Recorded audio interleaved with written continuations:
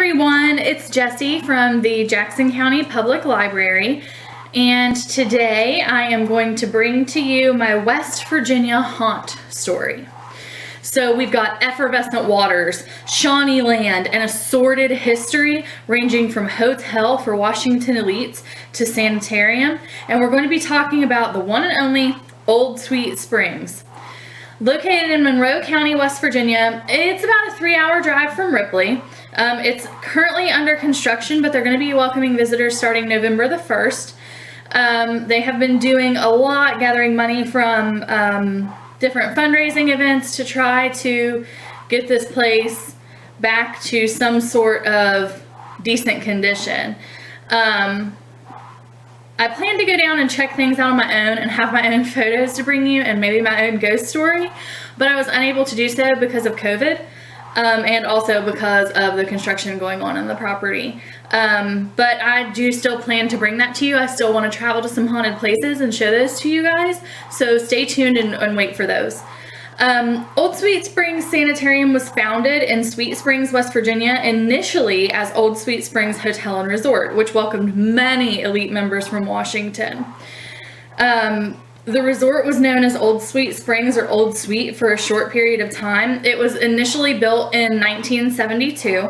The resort was booming until the Civil War. According to their website, famous visitors included George and Martha Washington, General Lafayette, Chief Justice John Marshall, Jerome Bonaparte, Patrick Henry, James and Dolly Madison, General Robert E. Lee, President Pierce, and President Fillmore. But the resort changed hands in 1852. But let's go back before that.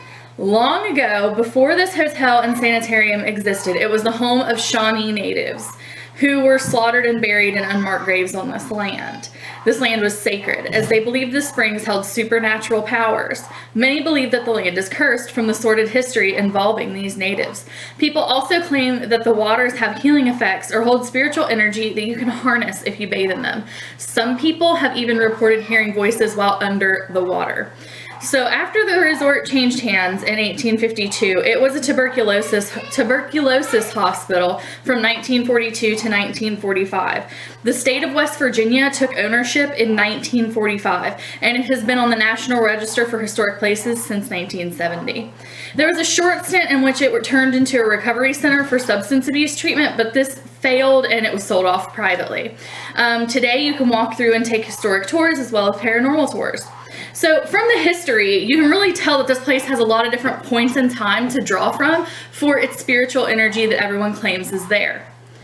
This place has recently become a favorite for ghost hunting shows and paranormal investigators. I highly recommend that you go and look at some of these shows because it is amazing the history that they talk about before they go into their investigation. And while, let's face it, TV is TV. Some things we know are not real. However, these shows do show a lot of good pictures and have a lot of good history in them.